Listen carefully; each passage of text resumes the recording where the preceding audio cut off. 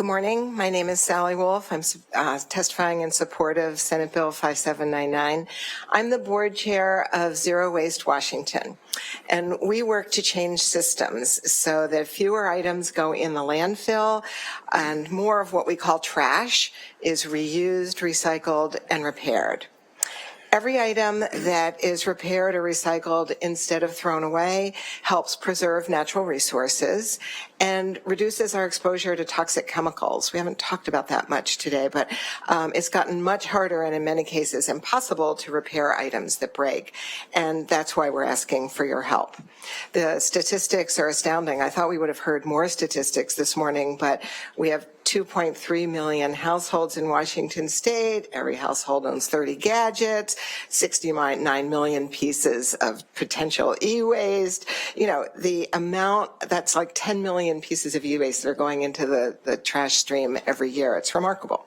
My name is Owen Ruble. I'm an original member of Amazon, and I wanted to address some of the issues that the former panel brought up. We should be teaching children how to rip apart our computers and build bigger and better computers, because if we don't show them what the inside of a computer is and how to build it and how to rip it apart and what it is inside of there, then that's a disadvantage to our children and our children's future. The children in other countries are going to do that, and only children in Taiwan are going to know about computers and how to build them, and our children are going to be disadvantaged as a result of that. There's no excuse that we shouldn't be doing this. Hi, I'm Lois Rothman with the Rothman Repair Group. I've been traveling around the country to these right to repair hearings, and there's two main pieces of criticism that I wanted to address while I was here today. The first is that this bill is a solution in search of a problem, that there isn't a problem. So I just wanted to contrast the way repair worked about 50 to 70 years ago to now.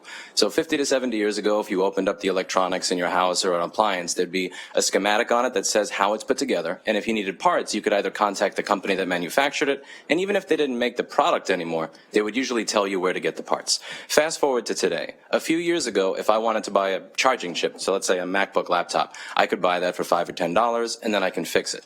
Now, in 2018, Apple released a different machine, and it uses almost the same charging chip. They changed one thing, the address that it speaks to the rest of the computer on, and I can't buy that chip.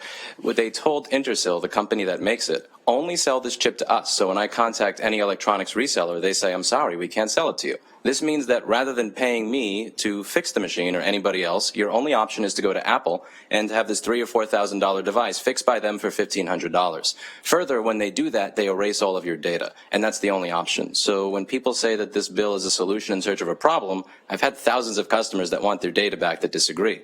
The way that I get this chip right now is I actually have to buy an iPhone battery charging case that costs $129 and has a battery, rip it apart, take that chip off because they use that same chip in a battery charging case, and then dispose of the battery as e-waste, which is a complete waste.